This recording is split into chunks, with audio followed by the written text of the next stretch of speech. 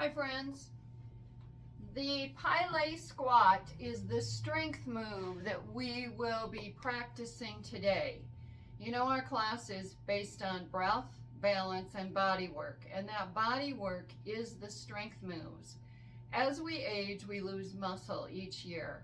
And what tends to happen as we get older is we probably keep some decent muscle in our thighs, but we lose that glute or that bum muscle.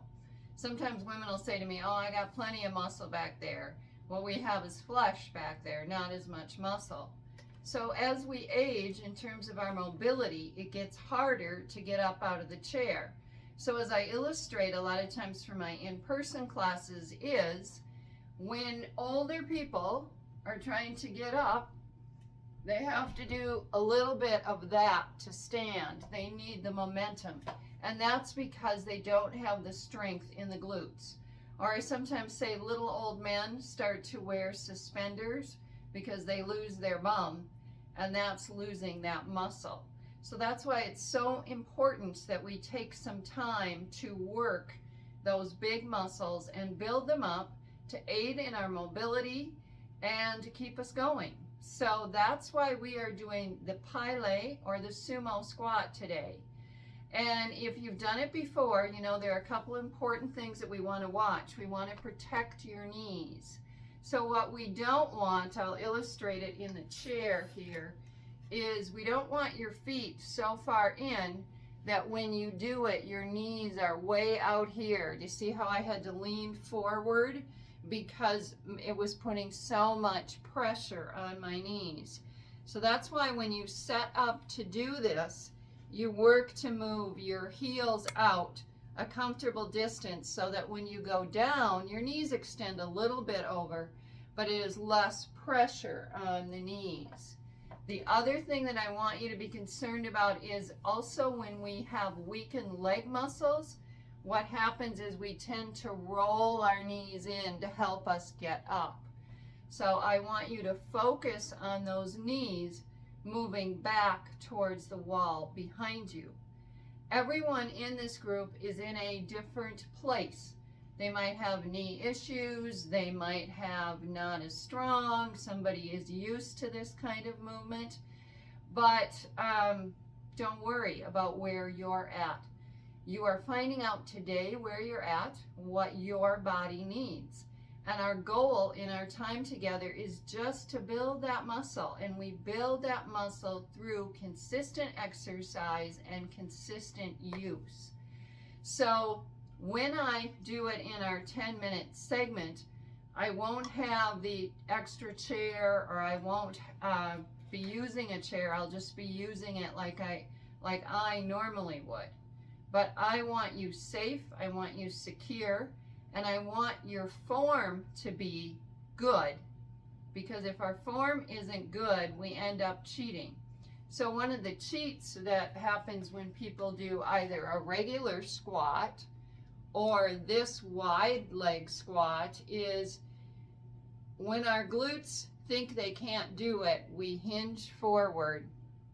And now we're putting our weight in our chest. And I want you to keep that weight in the tailbone, in the length of the spine, shoulders back, shoulder blades squeezing together, legs out at a comfortable distance, and your feet not straight forward, not fully out to the side, but nicely supporting you. Now, if you say, I can't go up and down without using anything, get a chair. So have one chair behind you as a catch-all for when if you needed to, quote, fall back, you can fall on your chair. So you'll keep that chair pretty close to your bum, stand up, have a second chair in front of you. You'll actually pull it in a little closer because we want those shoulders back, we want that spine straight. You're dropping the tailbone down. And as you go down, you are squeezing those legs, and then you are squeezing the bum to come up. In my classes, I often say, pretend there's a quarter between your cheeks, and you are trying to keep that quarter there. So sit up nice and long and tall. You can have the chair in front of you.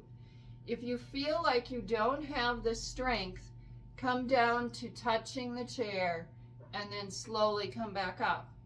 Or go down as far as your mobility allows you. If you can't go down that far, then just go down as far as you can. Hold there because I'll have you do a hold and then squeeze up. I'd rather you have good form than have you hurting yourself by going too far. So if you say, this is my limit, I can only go this far, that's fine. Then we'll hold. 5, 4, 3, 2, 1. You'll still squeeze those glutes and stand up.